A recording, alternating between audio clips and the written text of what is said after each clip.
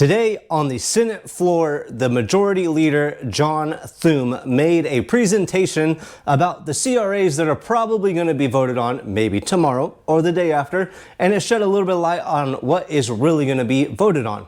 I'm going to show you everything about that in this video and his whole speech at the end, so stay tuned. Before we get too far, please hit that like button, hit the subscribe button and the ring bell, and make sure you check out the video library for other helpful DIY automotive videos, as well as a ton of videos on the emissions deregulations that could be potentially happening. Today, it's May 20th. John Thune made a speech on the Senate floor regarding the CRAs that are going to be voted on possibly tomorrow, for sure by the end of the week. Now, what he was going over was that the Democrats are saying that this vote, if it passes, is for sure going to be going in opposition of the GAO and the Senate parliamentarian. Both of them say that these rules or these CRAs should not be applicable to the rules. Well, they say they're not rules, that the EPA granted these waivers to the state of California when the Biden administration was on their way out the door. With all of these CRAs passing, the EV mandate's gone, the gas ban is gone, the low NOx or omnibus low NOx rule is going to be gone. So the omnibus low NOx rule is what makes it harder and harder for big rigs to function in California. Pretty much saying, if we can't force in electric vehicles in a rush, we're just going to make it harder to produce and sell diesel-powered vehicles in the state of California. All three of those are very good and should go away, really. I'm very much in support of those going away. What do you think is going to happen if these CRAs pass?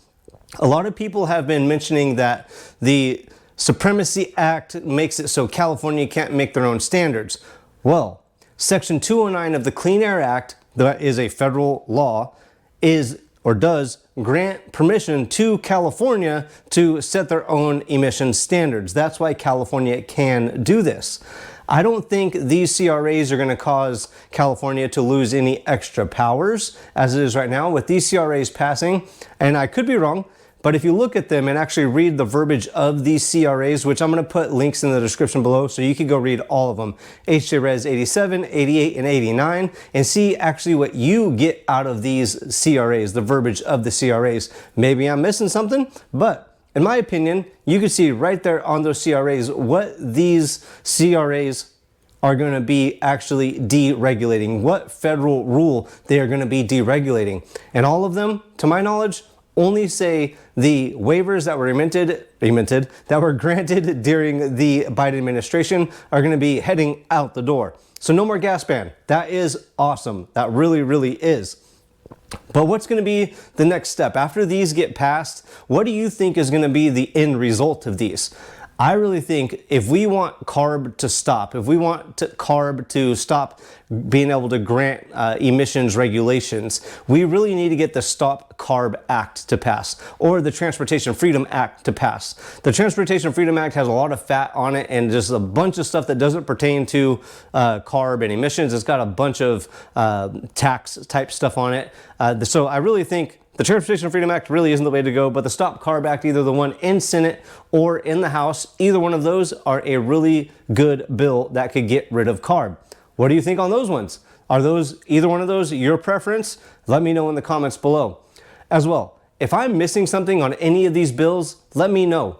I'm also looking over the big, beautiful bill that should be passed, signed into law pretty soon, the budget that is. And from as it is right now, I'm not seeing anything that cuts back on California regulations. It defunds a ton of emissions programs, so emissions research programs, environmental justice programs. It cuts back on the funding of all that stuff, which is really, really good as well. But I'm not seeing anything that cuts back Section 209 of the Clean Air Act.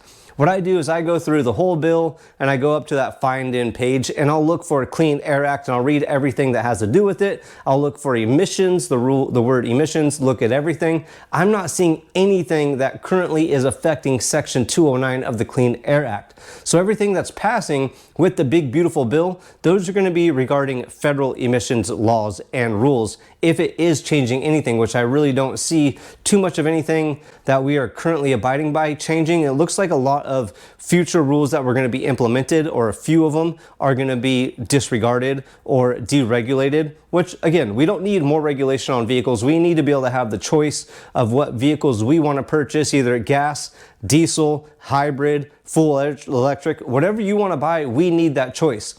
Now let's go ahead and get on to what John Thune said in his speech today about the CRAs that are going to be voted on hopefully tomorrow.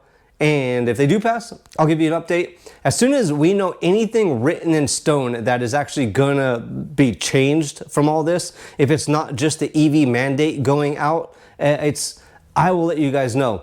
Oh yeah, forgot to mention. The heavy-duty trucks that were made illegal in California, what was it, in 2022, I believe it was, these CRAs do not appear to be applicable to those rules as well. I forget what that rule was. I believe it was trucks and buses rule. If you look it up, just Google trucks and buses rule CARB, and you'll be able to find that rule. That is something that is not being mentioned in these CRAs as well. So again, if you have an older diesel that you want to put back on the road, it doesn't look like these CRAs are going to help that either. Again, if I'm wrong, comment below. Shoot me some links to where I could go look at some stuff and do some valuable research. And if I'm wrong, I will let you guys know.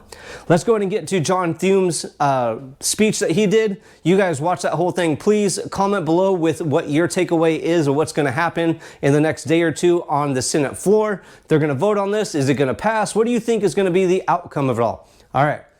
At the end, if you haven't done so, like, subscribe, share. Here we go into John Thune. Mr. President, this week we're going to be moving to take up Congressional Review Act resolutions to overturn Clean Air Act preemption waivers the Environmental Protection Agency granted to California that allow California to dictate emission standards for the whole country, effectively imposing a nationwide electric vehicle mandate.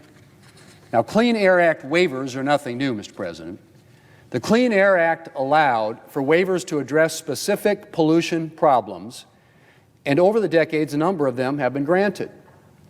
But the waivers the Biden EPA handed to California on the Biden administration's way out the door go far beyond the scope Congress contemplated in the Clean Air Act.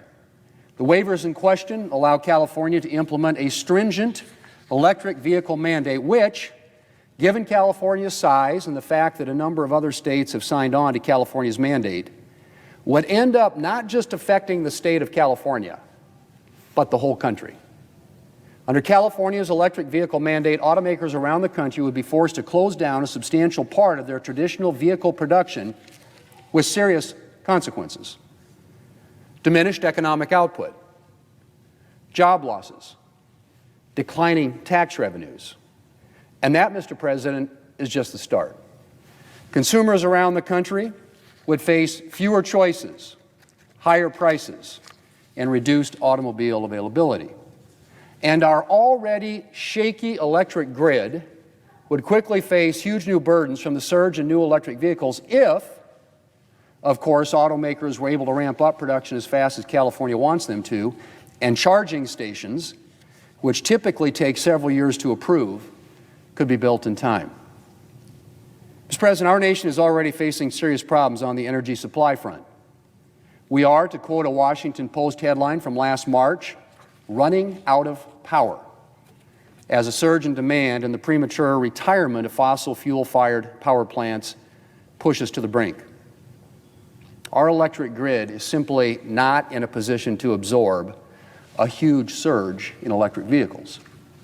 Unfortunately, that didn't seem to register with President Biden, who implemented a nationwide electric vehicle mandate that the Trump EPA is currently working to undo. But while the Biden EPA's EV mandate was bad, Mr. President, California's is much worse.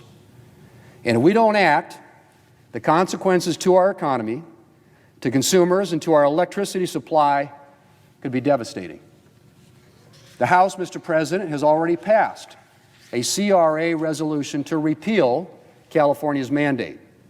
And the situation is so grave that not just Republicans, but 35 Democrats supported this repeal. But here in the Senate, Mr. President, Democrats are attempting to derail a repeal by throwing a tantrum over a supposed procedural problem. The California waivers are not rules, Democrats claim, and thus the Congressional Review Act cannot be used to repeal them. Mr. President, let's be very clear.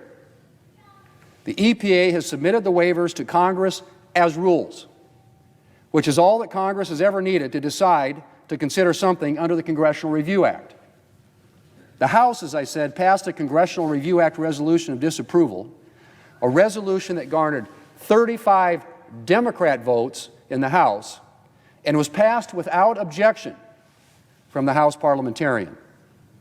And there can be no question that these waivers are rules in substance, given their widespread effects. But it is true that we are facing something of a novel situation. Because for the first time ever, the Government Accountability Office has decided to insert itself into the process and affirmatively declare that an agency rule submitted to Congress as a rule is not a rule. It's an extraordinary deviation from precedent for an agency that should be defending Congress's power instead of constraining it. And frankly, Mr. President, I think we need to act to ensure that this intrusion into the Congressional Review Act process doesn't become a habit, and that the Senate doesn't end up transferring its decision-making power on CRA resolutions to the Government Accountability Office. That's why this week I intend to bring the question of GAO's unprecedented interference to the floor. But in the meantime, I want to make one thing very clear. This debate, Mr. President, is not about destroying Senate procedure or any other hysterical claim the Democrats are making. And I have to say that my colleagues' newfound interest in defending Senate procedure is touching, if a touch surprising.